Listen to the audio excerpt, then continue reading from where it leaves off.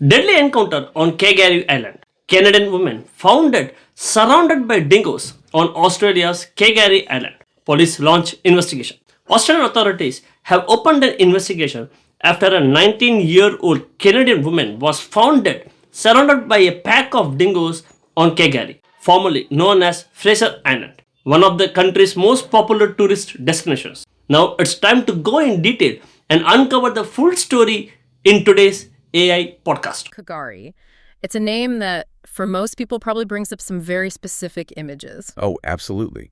You think of a UNESCO World Heritage Site, the world's largest sand island, sitting right there off the coast of Queensland. Exactly. The brochures show you these incredible rainforests just growing out of the sand. You see these crystal clear lakes like Lake Mackenzie and just miles and miles of untouched beach. It really is the kind of place that sits at the top of a traveler's bucket list. It looks like paradise. It does, but that word you used, untouched. Right. That's the key here, isn't it? Because untouched implies beauty and serenity, but it also means it's wild. And the thing about the wild is, well, it's indifferent. It doesn't care about our vacation plans or our safety. It just is. And that's the really jarring reality we have to get into today. We're looking at a story that completely shatters that postcard image of Kagari. On a Monday morning, right in the middle of all that beauty, a tragedy happened that is just, it's really hard to process. A 19-year-old Canadian woman lost her life. It is such a stark and, frankly, terrifying contrast to the setting. Today, we're analyzing the death of this young woman who was found on the beach surrounded by a pack of dingoes. It's a headline that just stops you in your tracks. It really does. But our job here isn't just to talk about the headline. We need to actually look at the source material, the police reports, the statements from Inspector Paul Algie, the details of the investigation, to try and understand how something like this could happen. Right. We need to move beyond that initial shock and really try to understand the mechanics of this, because this wasn't just a random accident. It involves this really complex mix of tourism, animal biology, and, well, behavior. Precisely. Our mission here is to piece together the timeline, which has some really haunting gaps in it. We have to look at the forensic reality of the scene, and we need to have a serious conversation about the dingoes on Kagari. What makes them so unique and why that paradise narrative can sometimes be a really dangerous blinder for people who visit. Let's start with the victim, because I think there's this immediate assumption when you hear about a tourist getting into trouble. Yeah, you assume they were naive, maybe just got off the ferry completely unaware of their surroundings. But that doesn't really seem to fit here, does it? No, it doesn't at all, and that's a really critical point. Yeah. This young woman wasn't a day tripper. She was a Canadian national, yes, but she had been living and working on the island for the past 6 weeks. At a backpacker's hostel. Exactly. She was part of the fabric of the place. 6 weeks is a long time in a place like Kagari. You get into a rhythm, you learn the tides, you hear the stories. You probably see dingoes almost every single day. You develop a sense of familiarity, for sure. And that can be a double-edged sword. On one hand, you know the rules. Don't feed them, be careful. But on the other hand, that familiarity can breed a false sense of security. That's it. If you've walked that same beach 20 times and nothing's happened, you just assume the 21st time is going to be the same. She was part of that community, that temporary workforce that keeps the island running. She wasn't an outsider stumbling into some unknown place. And she wasn't completely alone out there either. She had a close friend with her on the island. Which just adds another layer of heartbreak to this whole thing. Inspector Algie specifically noted that her friend is, in his words, extremely traumatized. You can only imagine being in a community that small and that tight-knit, because those island work crews are very close. And suddenly one of your own, your travel partner, is gone in such a violent way. It must just tear through the social fabric of the entire island. So we have this young woman who probably felt at home there. She knew the island. Let's look at the morning this happened. The timeline starts incredibly early. It really does. We're talking about a Monday morning. The police reports say she went for a swim at around 5 a.m. 5 a.m. Wow. Let's just pause on that for a second. That's before dawn, isn't it? Or just as the first light is starting to break. Depending on the time of year in Queensland, yeah, it's likely nautical twilight. It's that sort of gray, flat light before the sun actually comes up over the horizon. Visually, it's probably beautiful, but environmentally, it's a transition period. It's a transition for the animals, too. That's what I was thinking. And that's the crucial context. So many predators are crepuscular, which means they're most active at dawn and dusk. This is when the island is really waking up. The beach isn't full of tour buses and 4x4s yet. At that hour, it belongs to the wildlife. It does. And she went for this swim just north of the Mahino wreck. For anyone who hasn't been there, that's the huge rusting shipwreck on the beach. It's a major landmark. And usually a very popular spot. Popular at 10 in the morning, maybe. Right. But at 5 a.m. north of the wreck, you're talking about significant isolation. It's just you, the wind, and the sound of the ocean. And this brings us to what is maybe the most disturbing part of the investigation, this massive hole in the timeline. The 90-minute gap. Right. She goes to the beach at 5 a.m. The very next thing we know for sure isn't until 6:30 a.m. And that's the gap that must be keeping investigators up at night. 90 minutes is a lifetime in a situation like this. We just don't know what happened in that window. Did she swim and get out? Was she intercepted before she even got to the water? Was she injured somehow? We don't know. We don't. And then at 6:30 a.m., the discovery is made. And it wasn't by rangers or police. It was by two men just driving near Orchid Beach. So they're just on a morning drive. Yeah, picture it from their point of view. They're driving along what they call the Sand Highway. It's fully light now. And they see some kind of commotion up ahead on the beach. Okay. The report says they saw a pack of dingoes. A pack, not just one or two. A pack. And that changes the dynamic completely. A lone dingo is curious, maybe cautious. A pack has a hierarchy, a collective intelligence, a totally different level of confidence. So the men approach. They probably think the animals are just feeding on a fish or something that washed up.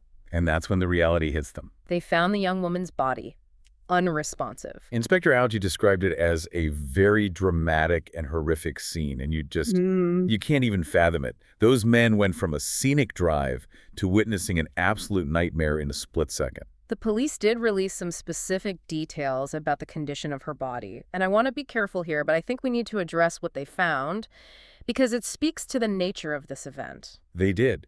Inspector Algie confirmed there were markings on her body. The specific phrase they used was that the markings were consistent with having been touched and interfered with by the dingoes. Interfered with. That's a very specific, almost sterile police term, isn't it? What does that actually imply from an investigator's perspective? Well, it's deliberately ambiguous because they're waiting on the science. Interfered with means there is physical evidence of the dingoes on her body. So bites, scratches may be worse, but, and this is the absolute critical challenge for them, it does not automatically confirm the cause of death. Right, so they were found with her, but that doesn't necessarily prove they killed her. Exactly, and this is where the forensics get incredibly difficult. A post-mortem examination is pending on the mainland, and the pathologist has this huge task of determining, did she drown during her swim and wash ashore, only to be found and scavenged by the dingoes? Or was she attacked while she was alive, and that attack led to her death? And that is a nearly impossible distinction to make sometimes, especially if the scene was chaotic. I can imagine. They'll look for vital signs in the wounds, things like bruising patterns that only happen if the heart is still beating when the injury occurs. If the wounds are, dry, without that vital reaction, it suggests they happen post-mortem. But in a sandy, wet environment with a pack of animals, evidence can get compromised very, very quickly. So the police are right to be cautious. They're not confirming an attack until they get that medical report. Correct. But visually, for the witnesses and the first responders, the presence of that pack and the state of the body, it created an immediate assumption of an attack. And that's why the safety warnings have been ramped up so aggressively. Okay, let's pivot to the animals themselves. We keep saying dingoes, and I think for a lot of people that just registers as wild dog, maybe like a coyote or something. But the dingoes on Kagari are different, aren't they? They are significantly different. Biologically, the dingoes on Kagari are considered the purest strain of this species in Australia. Okay, what does that actually mean, purest strain, and why does that matter to a tourist? It matters because of the isolation. Kagari's an island. For thousands of years, these dingoes have been separated from the mainland population. On the mainland, dingoes have interbred so much with domestic dogs, farm dogs, strays. So their genetics are diluted. Exactly. But on Kagari, they're almost genetically pristine. So they're more wild? Is that the right word? They're apex predators in their environment. They haven't had those domestic traits bred back into them. We tend to project domestic behaviors onto them. We see something that looks like a dog and we think pet. But their entire operating system is different. In the Australian context, they're wolves. They hunt efficiently, they work in packs, and they're incredibly smart. And they're protected, right? This is a World Heritage Site. They're a key part of that ecosystem. And they're also culturally significant to the local First Nations people, the Bachula people. So you have this really complex overlay. They're a protected species, a cultural icon, and a tourist attraction. But they're also a biological danger. And the source material mentions this isn't the first time an incident has happened. There's a track record. It's not. Uh-uh. Attacks are statistically very rare when you think about the hundreds of thousands of visitors every year, but they are recurring.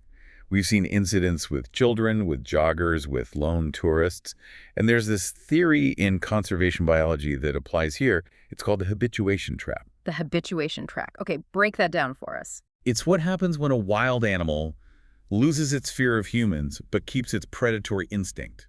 Normally, animals are afraid of us, they run. But on Kagari, for decades, tourists have fed them or left food out or just been around in huge numbers. So the dingoes have learned that humans aren't a threat. And that humans can even equal food, so they get closer. They start to test boundaries. A little nip here, a stolen bag of chips there. And if that behavior isn't checked, it can escalate. And when you combine that lack of fear with a high prey drive, especially if they see someone running or swimming alone, it can trigger a hunting response. Exactly. And that brings us back to managing these animals.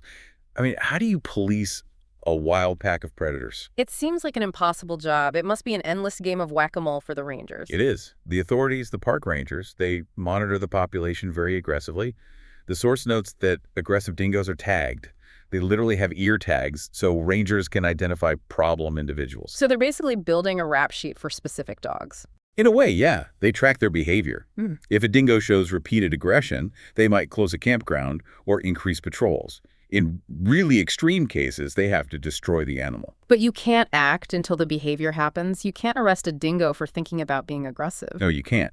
And right now, the investigation into this specific tragedy is just laser focused on that 90-minute window, trying to piece together the behavior of this specific pack. You've got the police, the rangers, the Department of Environment and Science, all of them trying to fill that gap. They'll be looking for tracks in the sand, though the tide makes that really hard. They're looking for any other witness reports from earlier that morning. Was this pack acting aggressively the day before? Were there warning signs that were missed? And in the meantime, while they search for those answers, the government has just been hammering home the safety rules. And I want to go through them, but not just as a checklist. I want to understand why these are the rules. That's the right way to look at it. Yeah. The rules aren't arbitrary. They're all based on predator psychology. Okay, so the first one. Do not feed or approach the animals. The feeding part makes sense. That causes the habituation we talked about.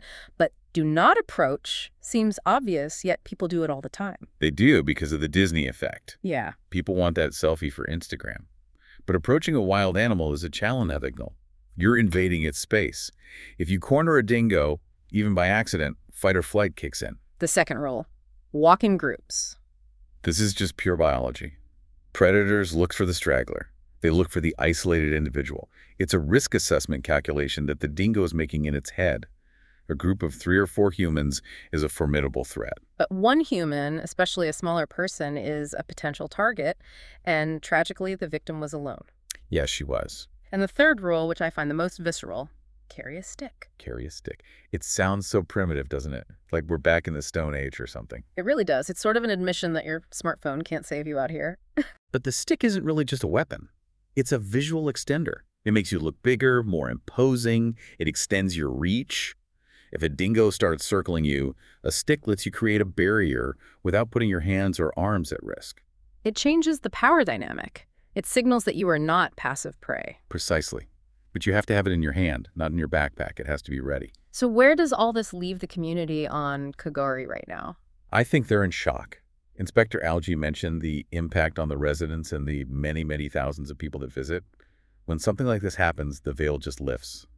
You realize you're not in a theme park. The resort workers, the rangers, they're all grappling with the loss of a colleague and the reality of the danger that lives right next door. And on an international level, you have that whole machinery of tragedy moving. The Canadian consulate is involved. The family is being notified. It's the phone call that no parent ever expects to receive, to send your child off to paradise and have them not come back. It raises such a difficult question about the future of tourism in these places. We want them to remain wild, but we also want them to be safe. Are those two things even compatible? That is the central tension of the 21st century, isn't it? We want to access the wild, but we want the safety of the tame. Kagari is a World Heritage Site because of its nature. If you remove the dingoes, you break the ecosystem. If you ban the tourists, you destroy the local economy. So we're stuck in this difficult middle ground where we just have to manage the risk. And managing risk, unfortunately, does not mean eliminating risk. No. Zero risk is impossible in a truly wild environment. And that's what this tragedy highlights so brutally. You can follow most of the rules, you can know the island, you can be comfortable. But if you're in the wrong place at 5 a.m. with the wrong pack of animals, the wild takes over. As we wrap this up, I just keep coming back to those 90 It's minutes. the haunting element of this whole story. The sun rising over the ocean, the waves crashing, the whole world waking up. It should have been the most peaceful, beautiful moment of her life. And instead, for whatever reason, it was a moment where the rules of our civilization were suspended and the ancient rules of the natural world took over. The investigation might give us forensic answers, cause of death, time of death, but it's never going to fully explain the experience of that young woman on that beach in those moments. It's a really sobering reminder for everyone listening, whether you're on Kagari or hiking in the Rockies or even just on a trail near your house. Respect the environment, understand the animals, and never ever forget that we are just visitors in their world. Stay vigilant. We will continue to follow this investigation as more details about the postmortem come to light. Thanks for listening to this deep dive. Take care.